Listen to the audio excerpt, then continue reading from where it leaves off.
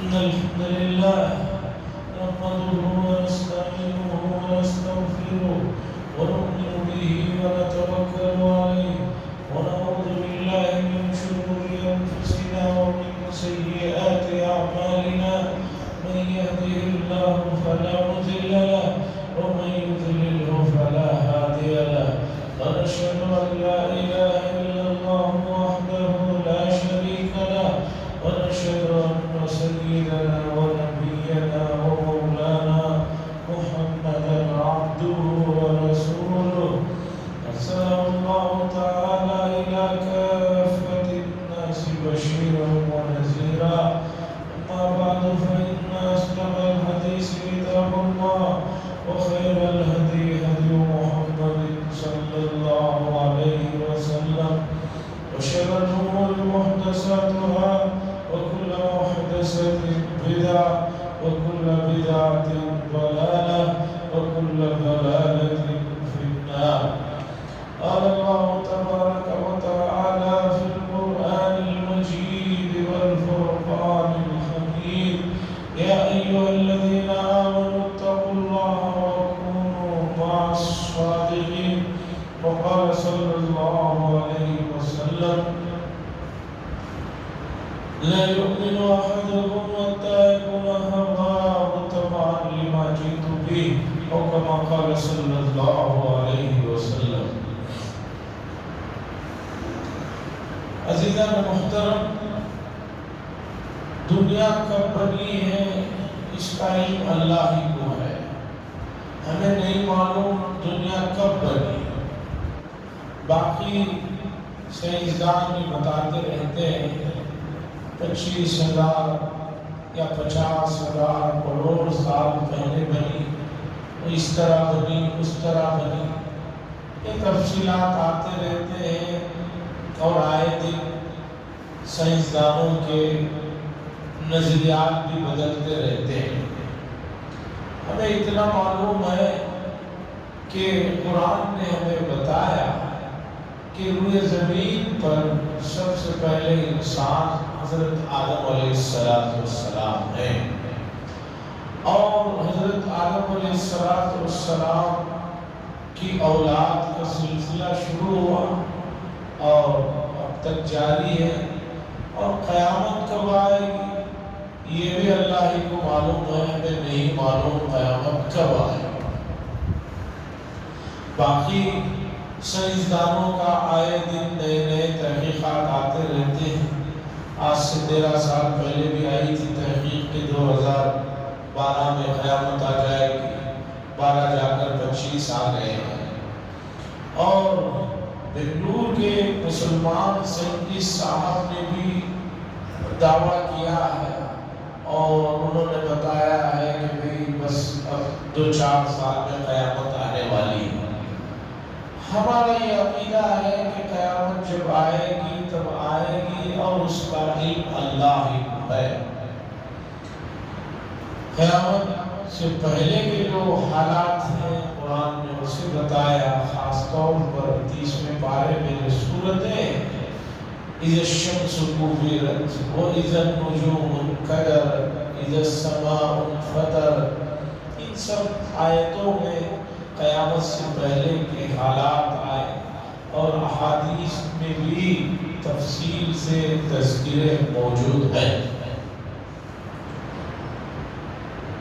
قرآن کی 21ویں پارے میں ایک سورت ہے الف لام میم سجدہ. اس سورت میں نہیں، اس سے پہلے ہے سورہ لقمان. سورہ لقمان کی آخری آیت ہے ان اللہ عنده علم الساعہ. اللہ ہی بہتر جانتے ہیں قیامت کب آئے گی. اور 4 چیزوں کا تذکرہ ہے. کہتے ہیں امام مالک ابن انس امام دار الہجرہ 4 ائمہ میں ایک مشہور امام ہے امام مالک رحمۃ اللہ علیہ. انہوں نے ایک مرتبہ خواب میں رسول اللہ صلی اللہ علیہ وسلم کی زیارت ہوئی تو امام مالک رحمۃ اللہ علیہ نے پوچھا یا رسول اللہ صلی اللہ علیہ وسلم قیامت کب آئے؟ تو رسول اللہ صلی اللہ علیہ وسلم نے ہاتھ سے اس طرح اشارہ کیا، خواب سے بیدار ہوا۔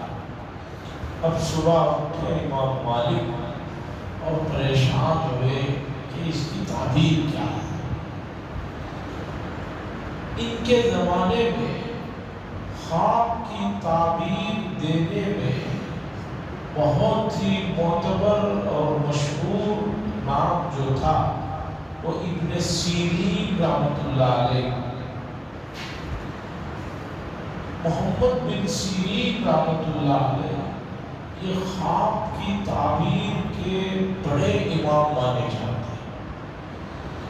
دیکھیے علوم ہیں بہت سارے، کسی کو کسی علم میں خاص امتیاز مل جاتا ہے، تو محمد بن سیرین قدس سرہ یہ بہت بڑے معلم تھے۔ جتنے خواب کی تعبیر سے متعلق کتابیں ہیں، چونکہ یہ دوسری صدی ہجری کے عالم تھے، انہی کی چیزوں سے، انہی کی ملفوظات سے، ان کی تحریرات سے خواب کی تعبیر کا علم بتایا جاتا ہے۔ اور گزرے ہوئے انبیاء علیہ السلام خواب کی تعبیر میں جن کا تذکرہ قرآن نے اہتمام سے کیا وہ ہے حضرت یوسف علیہ السلام۔ یہ خواب کی تعبیر کا بڑا علم ہوتا۔ سورہ یوسف میں ہے واقعہ جب وہ جیل میں تھے، اس زمانے میں بادشاہ نے وہ خواب دیکھا، انہوں نے وہ تعبیر دی۔ یہ سب چیزوں میں خواب کی تعبیر کے علم میں انبیاء میں حضرت یوسف علیہ السلام کہتے ہیں کہ محمد بن سیرین رحمۃ اللہ علیہ کو خواب کی تعبیر کا جو اتنا علم حاصل ہوا، اس کی ایک وجہ یہ بھی رہی کہ خواب میں حضرت یوسف علیہ السلام کی زیارت ہوئی۔ انہوں نے ان سے کہا کہ آپ بہت بڑے خواب کی تعبیر دینے والے تھے، آپ میرے لیے بھی کچھ ایسا کر جائیے کہ مجھے بھی اللہ اس میں مہارت حاصل کرا دے۔ تو ان کی دعا اور ان کا کچھ واقعہ رہا جس کی وجہ سے محمد بن سیرین اس درجے کے آدمی تھے۔ خیر، محمد بن سیرین اس زمانے میں تھے جس زمانے میں امام مالک تھے۔ امام مالک نے خواب میں حضور سے پوچھا قیامت کب آئے گی؟ حضور نے صرف آپ کا اشارہ کیا۔ صبح اٹھے پریشان ہوئے، اپنے ایک خادم، اپنے ایک شاگرد امام مالک دارالہجرہ اتنے بڑے امام، انہوں نے کہا کہ محمد بن سیرین کے پاس جاؤ اور جا کر اس خواب کی تعبیر پوچھ کر آؤ اور میرا نام مت بتانا۔ ان کو جا کر صرف ایک آدمی نے اس طرح خواب دیکھا ہے اور حضرت رسول اللہ صلی اللہ علیہ وسلم نے ایک اشارہ کیا۔ تو ایک شاگرد محمد بن سیرین رحمۃ اللہ علیہ کے پاس پہنچ کر کہا کہ حضرت ایک خواب کی تعبیر پوچھنا ہے کہ ایک آدمی نے اس طرح خواب میں دیکھا، اس کی تعبیر کیا ہے؟ ابن سیرین رحمۃ اللہ علیہ بڑے آدمی تھے، انہوں نے پوچھا کہ کس نے خواب دیکھا؟ اس نے کہا کہ اس نے دیکھا ہے۔ کہا دیکھنے والے کا نام بتا، تعبیر تب دوں گا۔ ابھی آدمی وہاں وعدہ کر کے چلا تھا کہ حضرت نے کہا تھا نام مت بتانا میرا، اب یہاں یہ بغیر نام بتائے کہ تعبیر نہیں دے گی۔ تو اس آدمی نے کہا کہ میں نام نہیں بتا سکتا، اسی ہمارے ایک دوست نے ابن سیرین نے کہا تعبیر تو بتاؤں گا لیکن سن لو، یہ خواب اس وقت اگر کوئی دیکھ سکتا ہے، اس درجے کا کوئی آدمی اگر ہے تو وہ امام مالک ہی ہو سکتے ہیں اور کوئی اس طرح کا خواب نہیں دیکھ سکتے۔ اس نے کہا کہ حضرت جب آپ نے پہچان ہی لیا تو اب تعبیر بتائیں۔ تو ابن سیرین رحمۃ اللہ علیہ نے کہا رسول اللہ صلی اللہ علیہ وسلم نے قرآن مجید کی اس آیت کی طرف اشارہ کیا ہے جس میں اللہ نے غیب کے 5 علموں کو خصوصیت سے ذکر فرمایا۔ ان اللہ عنده علم الساعة وينزل الغيث ويعلم ما في الأرحام وما تدري نفس ماذا تكسب غدا وما تدري نفس بأي أرض تموت۔ اس میں 5 چیزوں کو خاص طور پر ذکر فرمایا تو محمد بن سیرین رحمہ اللہ نے فرمایا رسول اللہ صلی اللہ علیہ وسلم نے اس آیت کی طرف 5 کے ذریعے سے اشارہ فرمایا ہے، اس لیے قیامت کب آئے گی اللہ بہتر جانتے ہیں، اس الجھن میں پڑے مت رہیے۔ اور باقی سائنس کی جو تحقیقات ہیں وہ آپ آئے دن دیکھتے رہتے ہیں، بدلتی رہتی ہے۔ 12 میں بھی کافی لوگ ڈرے ہوئے تھے 2012 میں کہ 12 آتے ہی قیامت آ جائے گا۔ بہت سے لوگ جو لمبی پلاننگیں کر رہے تھے ان کو بڑی پریشانی ہو رہی ہے۔ بات میں نے یہاں سے شروع کی، ہمیں نہیں معلوم دنیا کب بنی ہے اور ہمارے لیے جاننا ضروری بھی نہیں ہے۔ یہ ایسا کوئی مسئلہ نہیں ہے کہ یہ جانیں گے نہیں تو آپ کی قیامت میں پکڑ ہو جائے گا۔ امت کو ضروریات دین کا مسئلہ سمجھ میں نہیں آیا کہ کون سی چیز کا جاننا ضروری ہے کہ جس کے بغیر آپ کی نجات نہیں ہو سکتی، آپ کامیاب نہیں ہو سکتے، آپ اللہ کے قریب نہیں پہنچ سکتے۔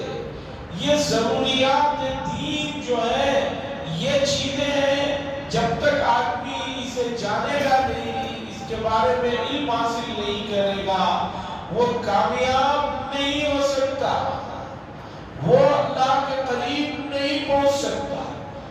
اور جو چیزیں ضروریات زندگی یا ضروریات دین سے ہٹ کر ہیں، آپ اسے حاصل کرنا چاہتے ہیں کریے، اس سے قرآن و حدیث نہیں روکتا، لیکن پہلے ضروریات کو تو حاصل کیجئے۔ اللہ جزائے خیر دے حضرت مولانا رشید احمد صاحب گنگوہی قدس سرہ کو کسی نے آ کر ان سے پوچھا کہ حضرت یزید پر لعنت کرنا کیسا ہے؟ حضرت گنگوہی نے فرمایا کہ بھئی اس مسئلے کو 2 منٹ کے لیے رہنے دو، اس سے ایک بات سنو، یزید سے بھی جو سب سے بڑا نامعقول اور ناہنجار ابلیس ہے، شیطان ہے، فرعون ہے، اگر کوئی آدمی پوری زندگی میں ان پر بھی لعنت نہیں بھیجا تو قبر میں اس کے بارے میں سوال نہیں ہوگا کہ تم نے ان پر لعنت کیوں نہیں بھیجی ہے۔ ضرورت دین کو سمجھو، کامیابی اس میں ہے۔ ہاں باقی آپ دوسرے علوم کو بھی حاصل کیجئے، اس سے شریعت نے منع نہیں کیا، اس کی ترغیب دی۔ تو ہمیں نہیں معلوم دنیا کب قائم ہوئی، 2,500 کروڑ سال پہلے قائم ہوئی، 25,000 کروڑ سال پہلے قائم ہوئی، ہمیں نہیں معلوم۔ ہمیں اتنا معلوم ہے کہ اللہ نے فرمایا کہ ہم کوئی بھی چیز بنانا چاہتے ہیں تو کہتے ہیں کن تو چیز ہو جاتی ہے، وہ ہو گئی۔ پھر اللہ نے بتایا کہ ہم نے ان آسمانوں اور زمینوں کو 6 دن میں پیدا فرمایا۔ وہ 6 دن کون سے تھے؟ اس لیے کہ جب تک سورج نہیں بنا تھا تو دن کا وقت کا کیسے اندازہ لگایا جا سکتا ہے؟ یہ تو سورج بننے کے بعد پتہ چل رہا ہے کہ روزانہ کے 24 گھنٹے ہیں اور سال کے جو ہے 12 مہینے ہیں، 365 دن ہیں۔ ہمیں یہ بات بتائی گئی ہے کہ روئے زمین پر پہلے انسان جو تھے وہ حضرت آدم علیہ السلام، اس سے پہلے کون تھے؟ جنات، اس سے پہلے کون تھے ہمیں نہیں معلوم۔ جنات سے پہلے کون کون سی آبادی تھی یا کیا تھی ہمیں نہیں معلوم، اور ہمیں اسے خود پورت کا بھی مسئلہ نہیں، اس لیے کہ ضرورت دین میں سے نہیں ہے وہ مسئلہ۔ اب سنیے، پہلے انسان حضرت آدم علیہ السلام اور ان کے آلیہ محترمہ حضرت حوا وخلق منها زوجها، اور ہم نے کہا کہ ہم نے انہی میں سے ان کی آلیہ کو پیدا فرمایا۔ اس کے بعد سے انسانوں کا یہ سلسلہ شروع ہوا ہے اور قیامت تک یہ سلسلہ چلتا رہے گا، اور قیامت کب آئے گی اللہ بہتر جانتے ہیں، ہمیں نہیں معلوم ہے، اور ہمیں اس کا مکلف بھی نہیں بنایا گیا ہے کہ تم اسے جانو۔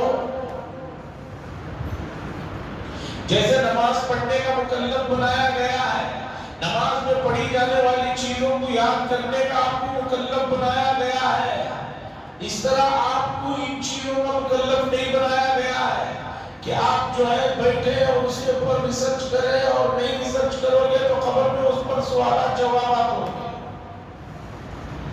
اب سنیے، روئے زمین پر حضرت آدم علیہ السلام سے پہلے کون سی آبادی تھی، ان بحثوں کو چھوڑ کر ہمیں اتنا معلوم ہے کہ آدم علیہ السلام حضرت انسانوں کے والد محترم ہے، جد امجد ہے، ان سے نسل چلی ہے اور چل رہی ہے، اور انسانوں کی اس نسل میں اللہ نے 1,24,000 یا ایک روایت کے مطابق اس سے بھی زیادہ لوگوں کو منتخب فرمایا، جن کو ہم لوگ پیغمبر کہتے ہیں، نبی کہتے ہیں، پیغمبر۔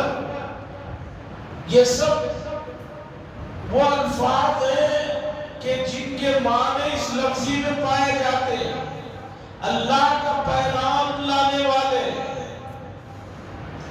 عزیزان گرامی، انسان کو اپنی مادری زبان جو ہے، اس سے بہتر کوئی زبان نہیں ہے اس سے سمجھنے اور باتوں کو سمجھانے کے لیے۔ اتفاق دیکھیے کہ آج 21 فروری کی تاریخ ہے اور پوری دنیا میں جو مادری زبان ہے، اس زبان کا پوری دنیا میں قومی دن منایا جاتا ہے کہ بھئی آج قومی زبان کا دن ہے۔ اقوام متحدہ کی طرف سے یہ اعلان ہے، اور اردو زبان جو ہماری مادری زبان ہے، آج اس اردو زبان پر دن بدن جو ہے شکنجہ کسا جا رہا ہے، اسے مٹانے اور برباد کرنے کے پیچھے تل گئے۔ ہمارے علاقے کی تو مقامی زبان دوسری ہے، جن علاقوں کی مادری زبان اور اول درجے کی زبان اردو ہے، وہاں بھی اردو کے ساتھ یہ کہہ کر اردو کو ختم کیا جا رہا ہے کہ یہ مسلمانوں کی زبان ہے، یہ مولویوں کی زبان ہے، ملاؤں کی زبان ہے۔ عزیزان گرامی، زبانیں سب کی سب جتنی ہیں ہمیں نہیں معلوم۔ سروے بتاتا ہے کہ تقریباً 6,800 سے زیادہ زبانیں پوری دنیا میں ہیں۔ صرف ہمارے ملک میں مقامی لب و لہجوں کو ملا لیں تو ہزاروں میں زبانیں ہیں۔ زبانیں تمام کی تمام اللہ کی طرف سے، اللہ کی نعمتوں میں سے ایک نعمت ہے۔ اگر پوری دنیا ایک ہی زبان جانتی تو سوچئے کیا ہوگا۔ تھوڑی دیر کے لیے آپ کہیں گے کہ بہت اچھا ہوتا سب لوگ ایک ہی زبان جانیں، نہیں، اس کے پیچھے غور کریں گے تو آپ کو اللہ کی حکمتیں اور اللہ کے راز سمجھ میں آئیں۔ اگر آپ سوچئے پوری دنیا میں ایک ہی زبان پوری دنیا کے لوگ جانتے تو آج کروڑوں لوگ بے روزگار ہوتے۔ زبان کی وجہ سے کتنے لوگوں کو روزی کا مسئلہ جڑا ہوا ہے۔ دوسرے نمبر پر کوئی آدمی کسی سے کوئی راز ہی نہیں رکھ سکتا تھا۔ دو آدمی بیٹھے ہیں، سب کی ایک ہی زبان ہے، ایک آدمی کوئی ایسی بات کہنا چاہ رہا ہے جو اسے سمجھ میں نہ آئے، تو اگر دوسری زبان نہ ہوتی تو پھر راز کہاں رہتا۔ اور بھی بہت سی چیزیں ہیں، آپ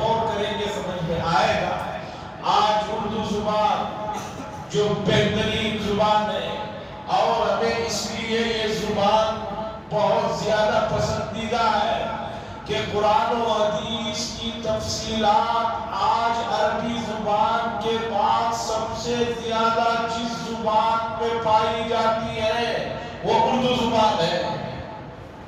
اس لیے اپنی مقامی زبان کو، مادری زبان کو اتنا اگنور مت کیجیے. اب چونکہ اعراض کروں گا اردو میں تو لوگوں کو اتنا شاید اچھا نہ لگے، اتنا جلدی اس کی دقت سمجھ میں نہ آئے. تو اس لیے انگریزی میں اگنور کا لفظ جو ہے اپنی مادری زبان کو اتنا جو ہے نیچے مت لائیے کہ آپ اس زبان کی جو ہے آنے والے زمانوں میں اس کے الفاظ ہی سمجھنا مشکل ہو جائے. پیغمبر، لفظ پیغمبر اردو زبان کا لفظ ہے، اگرچہ فارسی سے بن کر اردو میں آ گیا ہے، جس کے معنی ہے پیام لانے والا. تو حضرات انبیاء 1,24,000 یا اس سے کچھ زیادہ جیسے کی روایتیں، پھر ان 1,24,000 انبیاء میں یہ 313 رسول ہیں جو نبی سے بھی بڑے درجے کے لوگ ہیں. اور قرآن مجید نے ان انبیاء اور رسولوں کے سلسلے میں یہ بات بتائی کہ کچھ کے ہم اے نبی آپ کے سامنے واقعات کو ذکر کر رہے ہیں. وَمِنْهُمْ مَنْ لَمْ نَقْصُصْ عَلَيْهِ، اور کچھ ایسے بھی ہیں جن کا ہم نے آپ کے سامنے تذکرہ نہیں کر رہے. اب سنیے، احادیث میں انبیاء علیہ السلام کے رسول اللہ صلی اللہ علیہ وسلم نے اللہ کے ذریعے سے جو آپ کو وحی کے ذریعے سے علم آیا، گزرے ہوئے بہت سے انبیاء کی باتوں کو، ان کے واقعات کو اور ان کے حالات کو، ان پر گزرے ہوئے کیفیات کو تفصیل سے جن کا ذکر آیا یا اجمال سے رسول اللہ صلی اللہ علیہ وسلم نے بیان کیا. دیکھیے، جو اصل بات اور پوائنٹ کی بات ہے وہ میں سنانے جا رہا ہوں. اس کے لیے آپ کو یہ ذہن میں رکھنا ہوگا، تبھی جا کر آپ کو ان کی بات کی اہمیت کا بھی اندازہ ہوگا اور ان کی بات کو حاصل کرنے میں آپ جو ہے دلچسپی لیں گے، آپ کی چاہت بڑھے گی، اشتیاق ہوگا. تو بات یہاں سے شروع ہوتی ہے، دنیا کب بنی اللہ بہتر جانتے ہیں. انسان، حضرت انسان پہلے حضرت آدم ہے اور آخری انسان کب تک آئیں گے ہمیں نہیں پتا. ان انسانوں میں اللہ نے 1,24,000 پھر ان میں اسپیشل 313 حضرات کو منتخب فرمایا. اور انبیاء اور رسولوں کے سلسلے میں گزرے ہوئے زمانوں میں بنی اسرائیل کو چھوڑ کر کچھ بنی اسرائیل میں بھی آپ کو اچھے لوگ ملیں گے اس زمانے کے، جنہوں نے ہمیشہ یہ بات کہی اور سمجھی اور انہیں سمجھ میں آیا کہ دنیا کے سب سے بہترین انسان جو ہے وہ حضرات انبیاء علیہ السلام. ان سے اچھا کوئی کمپلیٹ بیان نہیں ہو سکتا. اور سب سے آخر میں نبوت کے اختتام میں ہم سب کے آقا اکرم فرما حضرت محمد رسول اللہ صلی اللہ علیہ وسلم ہے. انسانیت کی اور اخلاق کی تکمیل، اس کے آگے اب اور کچھ ہو نہیں سکتا، اس سے بہتر کوئی شکل نہیں ہو سکتی. وہ شخصیت ہے محمد رسول اللہ صلی اللہ علیہ وسلم. ہمیں حضرت محمد رسول اللہ صلی اللہ علیہ وسلم نے بتایا، لوگوں، انسانوں میں سب سے کامل اور مکمل جو لوگ گزرے ہیں 1,24,000، ان سب نے ایک چیز کی وصیت فرمائی. سب نے، کسی ایک نے نہیں، جتنے انبیاء آئے، جتنے رسول لائے، انہوں نے ہمیشہ اپنے قوم کو، اپنے علاقے میں جہاں وہ مبعوث تھے، جہاں ان کو اللہ نے ذمہ داری دی تھی، ان سب لوگوں نے ایک چیز کا بڑے اہتمام کے ساتھ، بہت زوروں سے، بہت شدت کے ساتھ، اہمیت کے ساتھ ایک چیز کا بار بار تذکرہ کرتے رہے، وصیت کرتے رہے۔ اب آپ بیدار ہو جائیے کہ 1,24,000 انبیاء ایک چیز کو بار بار کہہ رہے ہیں، وصیت کر رہے ہیں، زوروں سے اس پر تاکید دے رہے ہیں، وہ کیا چیز ہے؟ خود رسول اللہ صلی اللہ علیہ وسلم نے بھی اسے ذکر کیا، اس کی اہمیت کو بتایا۔ وہ چیز ہے تقویٰ۔ حضور نے اور تمام انبیاء نے ایک چیز کی مسلسل تاکید کی اور اسے بتایا کہ لوگوں تقویٰ اپناؤ، تقوی کو اختیار کرو، تقوی کو اپنی زندگی کے اندر لے آؤ، تم کامیاب ہو جاؤ گے دنیا میں بھی آخرت میں بھی۔ بڑے دکھ کے ساتھ، بڑے افسوس کے ساتھ کہنا پڑتا ہے کہ تمام انبیاء علیہ السلام کی تعلیمات، جس کا پہلے نمبر پر تقوی کا ذکر ہے، اور قرآن مجید تقوی کے سلسلے سے بھرا ہوا ہے، حتیٰ کہ جو میں نے آیت پڑھی وہ بھی تقوی سے متعلق ہے، ابتدائی تقوی سے ہے۔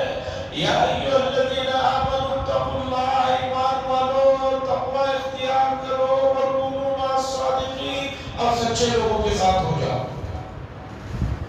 آخر یہ تقوی کیا چیز ہے جس کی اتنی تاکید قرآن کر رہا ہے، انبیاء کر رہے ہیں، انبیاء کے امام حضرت محمد رسول اللہ صلی اللہ علیہ وسلم کر رہے ہیں، اور ہمیں دیکھنا یہ ہے کہ ہم تقوی کو کتنا اپنائے ہوئے ہیں، تقوی ہماری زندگیوں میں کہاں تک آیا ہے، یا ہم تقوی کو اپنانے کے سلسلے میں کتنا سنجیدہ ہے، اسے سمجھنے کی ضرورت ہے۔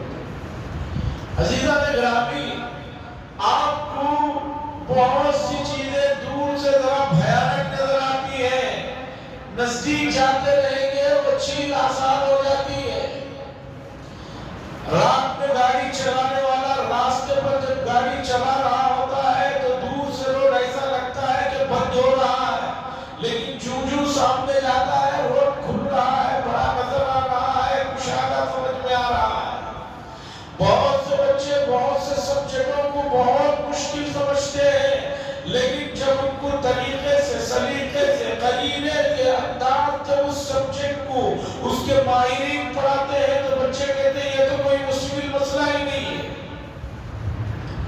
دماغ میں پہلے سے ایک چیز اگر کسی نے بٹھا لی ہے تو اب اس چیز کو جب تک آپ نہیں ہٹائیں گے، اگر وہ منفی ہے تو آپ کامیاب نہیں ہو سکتے۔ مشہور واقعہ ہے، ایک آدمی نے کبھی سانپ کو دیکھا نہیں تھا، لیکن یہ بات دماغ میں کسی نے بٹھایا تھا کہ سانپ بڑا زہریلا جانور ہے، وہ جب کاٹتا ہے تو جو ہے آدمی مر جاتا ہے۔ اتفاقاً سانپ نے اسے کاٹ لیا اور چلا گیا وہاں سے۔ کسی نے آ کر دیکھا اور دیکھ کر اس کے پائر کی طرف کہا کہ یہ کیا ہو گیا ہے، کس نے کاٹ لیا ہے؟ وہ آدمی ٹھیک ٹھاک ہی کھڑا ہوا تھا، پھر وہ کہنے والے نے کہا ارے یہ تو تمہیں سانپ نے کاٹ لیا ہے۔ فوراً اس آدمی کا انتقال ہوا۔ اس کے بعد ماہرین نے اس کی رپورٹ بتائی کہ اس کی مرنے کی وجہ سانپ کا زہر نہیں تھا، وہ دل کا بند ہو جاتا تھا کہ اچانک وہ جو دماغ میں بیٹھا ہوا تھا ڈر، وہ یہ ڈر۔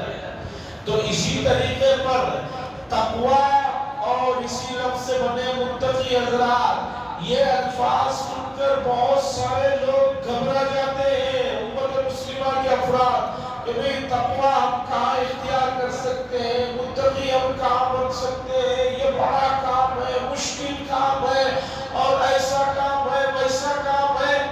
اتنا اسے لوگوں نے دماغ میں بڑا بنا لیا ہے کہ آدمی تقوی کے کے اسباب کو اختیار کرنے کی طرف توجہ ہی نہیں دیتا۔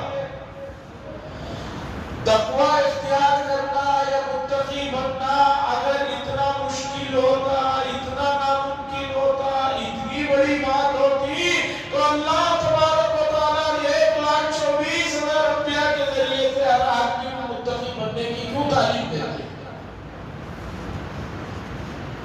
بھئی 1,24,000 تو تھے ہی اچھے لوگ اور کچھ ہو جاتے، لیکن ان کے ذریعے سے سب کو پیغام دیا جا رہا ہے تقوی کا، تو پتہ چلا کہ یہ چیز ناممکن یا اتنی بڑی مشکل نہیں ہے جتنی بڑی نفس نے اور شیطان نے لوگوں کے دماغ میں بٹھا کے رکھا ہے۔ میرے ایک استاذ محترم، جب کوئی مشکل مسئلہ آتا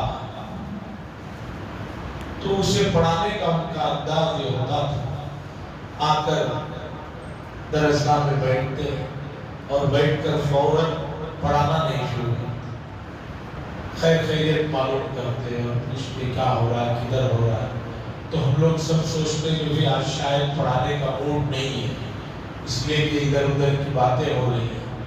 پھر 5-10 منٹ کے بعد کہتے ارے بھائی میں اس لیے 5-10 منٹ ادھر باتوں میں لگا دیا اس لیے کہ آج کا جو سبق ہے وہ بہت آسان ہے، وہ بہت ایزی ہے، اس لیے میں نے سوچا 10 منٹ خیریت کی بات معلوم کر لے۔ 10-15 منٹ کے بعد جب طلبہ سب ذرا فریش ہو جاتے کہتے چلو آج مسئلہ یہ ہے، اب وہ مسئلہ سمجھا دیتے اور پوچھتے کہ سمجھ گئے؟ استاد نے جو آ کر ماحول کریٹ کیا تھا اس سے اندازہ ہو گیا تھا کہ بہت کوئی آسان بات ہے، تو سب طلبہ کہتے ہاں حضرت بہت آسان مسئلہ ہے۔ حضرت اس کے بعد فرماتے لوگ اس سبجیکٹ کے اس مسئلے کو کہتے ہیں کہ یہ کوئی نہ سمجھ سکتا ہے نہ سمجھا سکتا ہے، اب بتاؤ تم لوگ سمجھ گئے یا نہیں؟ سب طلبہ کہتے حضرت یہ تو بہت آسان تھا۔ تو اس طرح لوگوں نے تقوی کو ایک ہوا بنا کے رکھ دیا ہے، جس کی وجہ سے جو تھوڑے بہت لوگ بھی اللہ والے بننا چاہتے ہیں، ولی کا لفظ قرآن میں بار بار آیا ہے، لوگ سمجھتے ہیں کہ میں ولی نہیں بن سکتا، کیوں نہیں بن سکتے؟ اللہ ولی الذین آمنوا، اللہ فرما رہے ہیں جو ایمان والے ہیں وہ ولی ہے، وہ ہمارے دوست ہے۔ جب اللہ یہ بات کہہ رہے ہیں تو آپ کیوں یہ سوچتے ہیں کہ میں یہ نہیں کر سکتا؟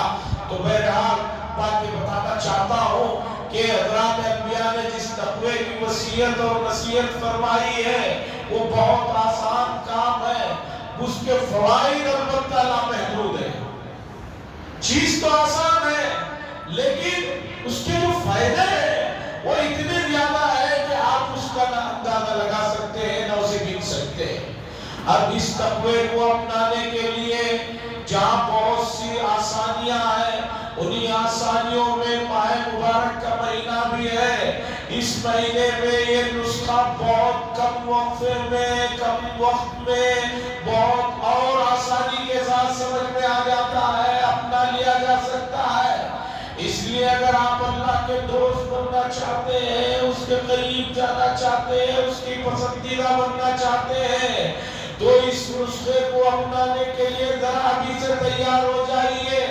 ٹھیک اس کسان کی طرح، اس بیپاری کی طرح، اس بزنس مین کی طرح جو موسم کے آنے سے پہلے بزنس کو اور زراعت کو اور کاروبار کے لیے تیاریاں کر لیتا ہے، آپ بھی اس آنے والے بہترین موسم کے لیے ذرا اپنے آپ کو تیار ذہنی طور پر کر لیجئے۔ آپ مانیے یا نہ مانیے رمضان تو آئے گا جائے گا، آپ پسند کریں تب بھی آپ کے پاس رمضان آئے گا، آپ نہ پسند کریں تب بھی رمضان آئے گا۔